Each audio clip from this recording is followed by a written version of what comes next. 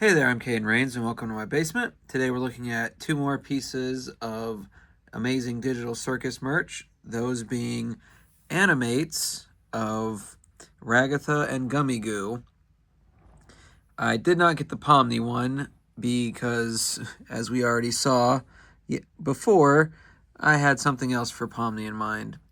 Now, these two I don't think we're getting Nendoroids or anything else for, unfortunately, and it would be Ragatha, not Gummy Goo if we did, but I suppose we'll see in the future. I know there's only 2 episodes left, but I mean, other things get merch way after their lifespan, so who's to say? For now, let's take them out of their packaging though, see what they look like, see how good their quality is, and go from there. So here is Ragatha out of her box, and it looks good. That's a pretty basic standard of quality to start with. But if you've seen other Ragatha merch, or were here for the Animminis video a few days ago, the pose might seem familiar. They run with this pose for Ragatha on a lot of things. And, it's fine. It's welcoming, and that's kind of her personality in general.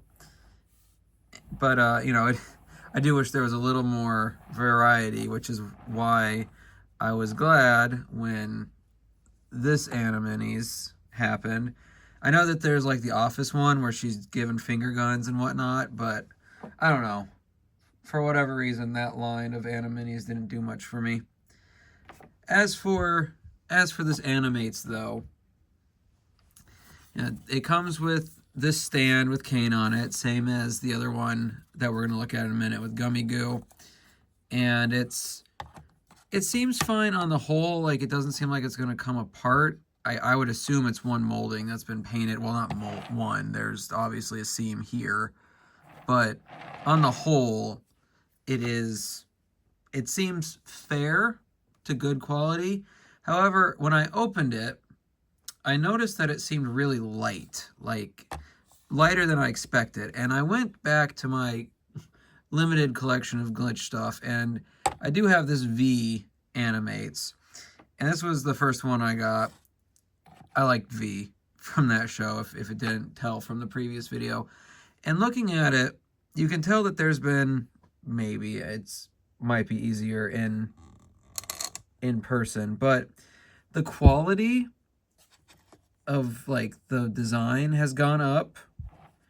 It's a lot more detailed on the newer ones, and things flow better as like contours and whatnot, curves and all that jazz. So like, I wouldn't necessarily call either of these bad, but it's obviously the case where Ragatha here has come across with a higher end model probably. But going back to what brought V out, the reason I went and got her to compare, is that V's a lot heavier. She's made of a much denser material, or maybe Ragatha and therefore Gummy Goo are perhaps hollow inside, which wouldn't completely surprise me. I mean, it's not like this is something you're meant to knock around. But because of that, there is just, like, I expected this to be heavier, because even the Animini's, the Animini's is probably about the same weight, or, close enough. And that's saying something. I know I know it's like 2/3 the size, but it was very noticeable when I picked it up. So I definitely wouldn't put these in Ragatha out of these two, in a situation where there'd be much pressure on them. Now, I don't know why you would be in that situation to begin with, but it's just something I thought I would note, because we have the same general situation with Gummy Goo. And again, Gummy Goo looks pretty good. His model and the way he's been printed, molded, whatever word you want to use for it, is nice. The one thing I guess I could complain about is that there's not really a gradient to his gold or his yellow and green. the way there was in the show, but that's such a small thing, honestly, and if you're not looking at him from the back, it's barely noticeable, as you can see here. So visually, they're both good. I have no complaints there. I do wish they were a little heftier for my OCD, because I expected them to be a little heavier.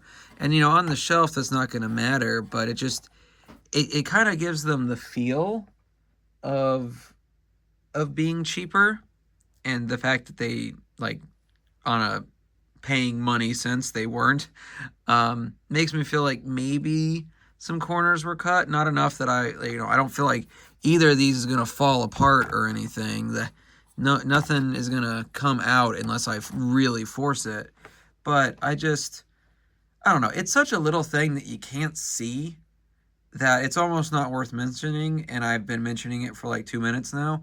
So I guess I apologize for that, but that's, these aren't action figures. They're figurines, technically. So, there's not too much to talk about.